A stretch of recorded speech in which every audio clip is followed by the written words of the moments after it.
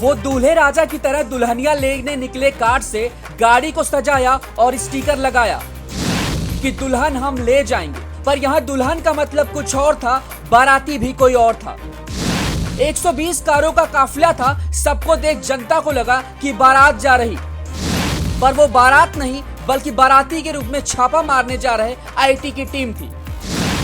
बंगाल, दिल्ली, लखनऊ और देश के कई राज्यों से हटकर आईटी वालों का ऐसा छापा कि जनता देखती रह गई और बाराती के रूप में निकले आईटी के 260 अधिकारी।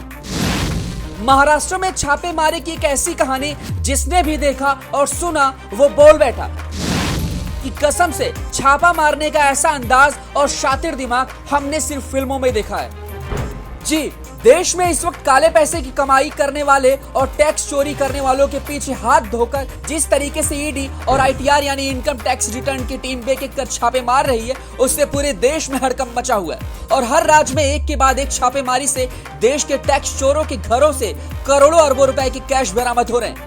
नेता से लेकर बिजनेसमैन हर कोई डरा और सहमा हुआ है। लेकिन सबसे कमाल की बात यह है कि ईडी और आईटीआर की छापा मारने का जो अंदाज है वो सबसे बड़ा शातिराना अंदाज है, जिसकी भनक तक किसी को नहीं लगती और इस अंदाज से लोगों की सिट्टी पिट्टी तक गुम हो गई है। इस तरह छापे की सीन आपने अक्सर फिल्मों में देखे होंगे, लेकिन रियल लाइफ में आपने शायद ही कभी देखा हो।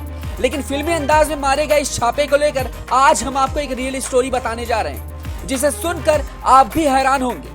आप भी जानते होंगे कि अभी कुछ ही दिन बीते थे कि पश्चिम बंगाल में पार्थ चटर्जी की करीबी अर्पिता मुखर्जी के घर से ईडी छापेमारी में तकरीबन 56 करोड़ रुपए कैश बरामद हुए थे। जिसने भी नोटों का ये मंजर देखा उसके मुंह से निकला कि हे भगवान, इतना सारा कैश। इसकी चर्चा और ममता सरकार की बदनामी पूरे देश में हुई। लेकिन इस घटना के कुछ दिनों बाद ही महाराष्ट्र में भी कुछ ऐसा नजारा देखने को मिला और यहाँ आयकर विभाग की टीम ने कुल 390 करोड़ रुपए की संपत्ति का पता लगाया है। लेकिन इस छापे का अंदाज अलग था। इस वीडियो को पूरा देखें और ज्यादा से ज्यादा शेयर करिएगा ताकि देश में टैक्स चोरी करने वालों के अंदर एक डर पैदा हो और ईमानदारी से देश की तरक्की में वो टैक्स पेयर्स बने। 120 गाड़ियों का काफिला, सब पर लगा स्टिकर, दुल्हन हम ले जाएंगे।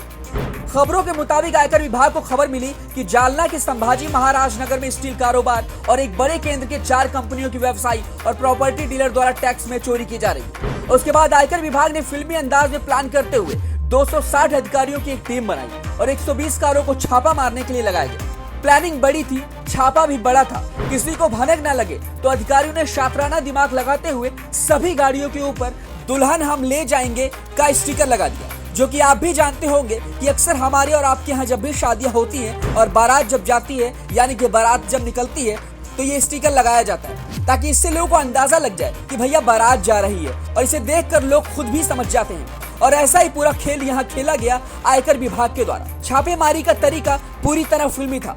आरोपियों ने सपने में भी इसकी कल्पना नहीं की होगी कि अधिकारी बाराती बनकर पहुंच सकते हैं। और उसके बाद यहाँ एक हफ्ते तक जिस तरीके से छापे की कार्रवाई की गई, यहाँ तक कि 3 दिन तक स्थानीय पुलिस को भी इसकी भनक तक नहीं लगी। और अब तक छापे में करीब आधा दर्जन प्रतिष्ठानों, उनके मालिकों व कर्मचारियों के विभिन्न ठिकानों से तकरीबन 58 करोड़ रुपए नगद, 32 किलो सोना, कई बेनामी संपत्तियों के कागजात बरामद हो चुके हैं। वहीं फार्म हाउस में छिपाकर रखी गई नकदी में 500 रुपए के नोट भी बरामद हुए, जिसे बेड और अलमारी में छिपाकर रखा गया था।